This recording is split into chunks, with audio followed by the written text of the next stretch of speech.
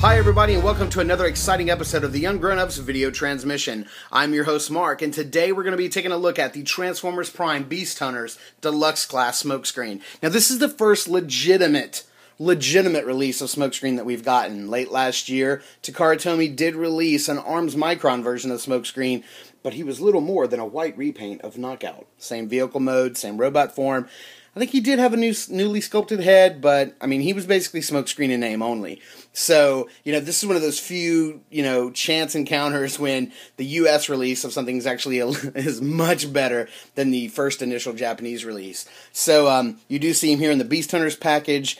I believe this is Predaking here on the front, or one form of Predaking right here on the front. You see he's kind of decked out in all of his Beast Hunters gear. And thankfully Hasbro saw far enough down the road to allow us to remove all of this stuff and just be left with just a clean, awesome version of Smokescreen afterwards. Flipping around here on back, you can see him in robot form. You can see the car mode. I'm ready to get all this stuff off of it so I can check it out in person.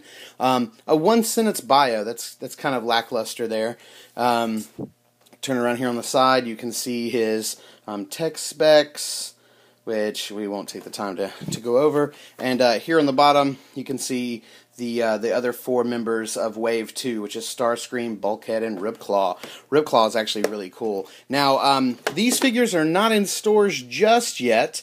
We're recording this February 25th, so I'll try to get this up as fast as possible. We did get these figures in Wednesday, Thursday of last week. We ordered them from BigBadToyStore.com, and we'll put a link down below to where you can order your set. And like I said, they're not in stores just yet, but they should be making their way in soon. So you'll definitely want to keep your eyes open for these guys, and especially Smokescreen, because he will be hard to find because he is such a fan favorite. So let's get this guy opened up and out of the package and check him out.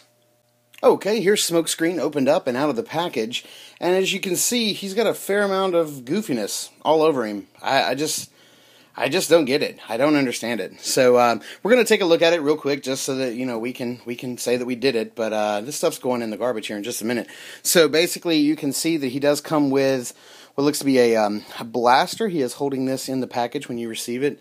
It does have a firing missile, which I'm sure that was monumental. And you have this sort of this soft rubber netting, which his armor is made out of the same soft rubber material as well. And if you notice, the two sides are different, and that is so that you can fold them over and sort of connect the two together.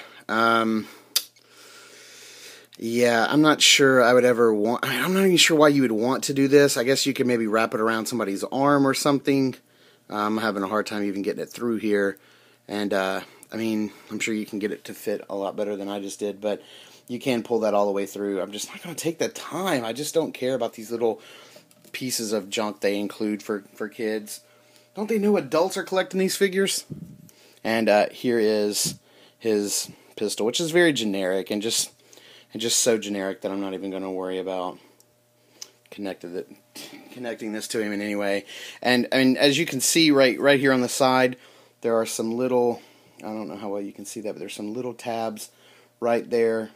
The little black tab is going through, and that's what fits the armor onto Smokescreen. So again, you could just pop that right off and have Smokescreen just the way we need him to look. So, and again, you can see how this fits on him in car mode. We'll stick it on in car mode just to give it a look, but it's that same. It's very soft rubber. You can ball it up, and useless. Let's get it out of there. And here is Smokescreen, and he looks really, really nice. I love the amount of bright colors and paint apps that they've added. I really can't wait for Repro Labels to get a hold of this guy and issue out some proper stickers, because I'm sure they're going to make this figure a lot better. Let's turn him around to the side. You'll notice he's awfully thin. Let me move his arm. Maybe you can see. There's not a lot to him. Getting his arms up out of the way. He's a pretty thin robot mode. There's not a lot going on here in the back. You do have the appropriate door wings going on. But the shoulder pads are there, just like in the show. His face looks really show accurate. I can see some nice light piping going on in there. It's got some yellow light piping in the back. Looks really nice. I love the shoulder pads. I guess if I had one complaint is I'm not a fan of all this extra bulk that's on his forearms. It looks kind of bulky and kind of in the way, but you know, I like how he's got the sleeker arms in the show. So that's kind of disappointing. But the legs look good. Got some heft and weight to them, and other than being open in the back, I do like, again, I like the wings. I like the doors being there. So let's check and see how this guy sort of stacks up to some other Autobots and Decepticons. Here he is next to Wheeljack. You know, kind of has that same bulk and weight to him. They're roughly about the same size, head to toe, and his Japanese repaint counterpart, Knockout. So Knockout looks to be a little bit taller than. So he looks good. He stacks up well next to the other guys in your collection.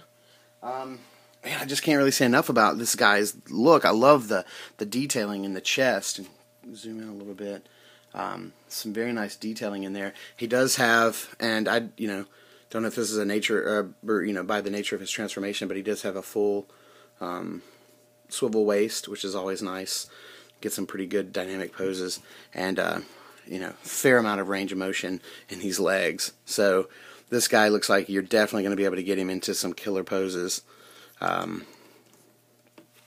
Haven't played around with him too much, just got him opened up and out of the package. So I haven't even transformed him yet. So, man, he's looking pretty tough. Looks good. So let's get this guy transformed and in car mode, and see if his vehicle mode is as accurate as his Autobot form.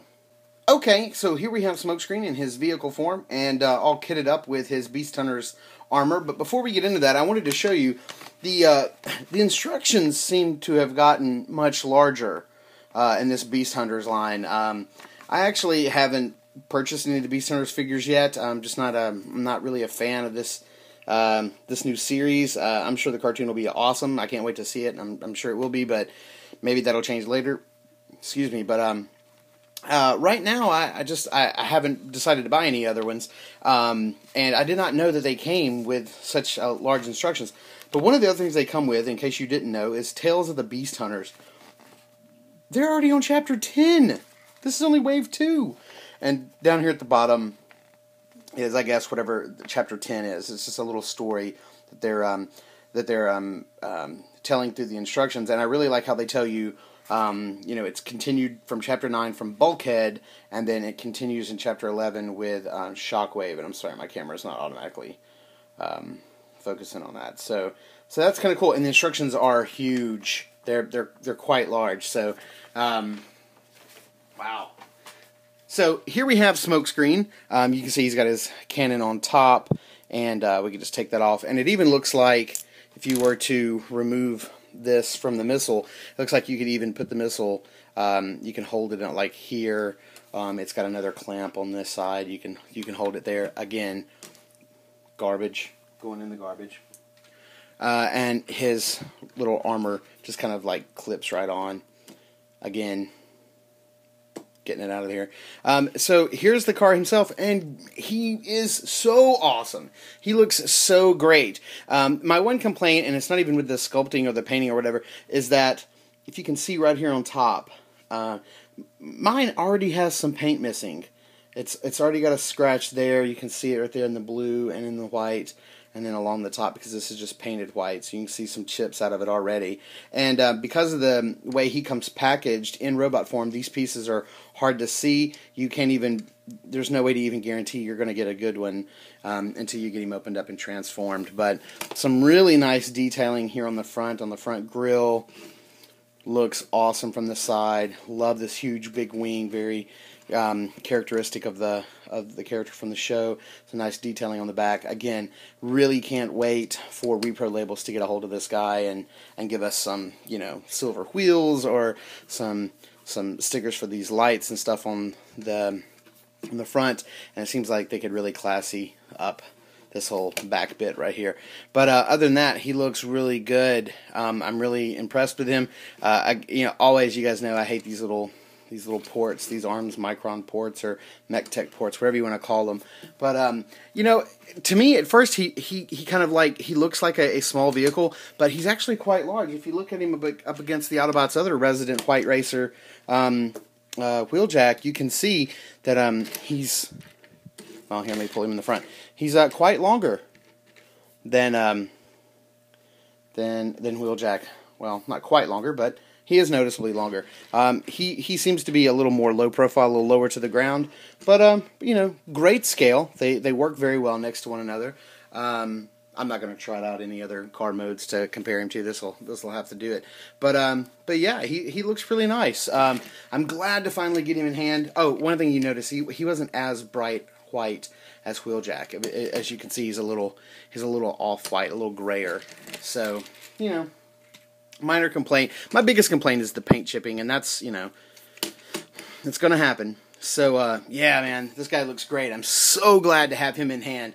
And, like I said, please check out the Big Bad Toy Store link below to get your hands on this guy, or be sure to check him out in your local stores whenever he gets there. And good luck finding him, because I know he's going to be hard. So, that's going to about do it for this video transmission. We're going to ask if you dug the video, as always, to please like, comment, or subscribe. Be sure to check out our podcast, which is new every 2 weeks, and you can catch that over at iTunes or at ungrownups.com. And until next time, peace.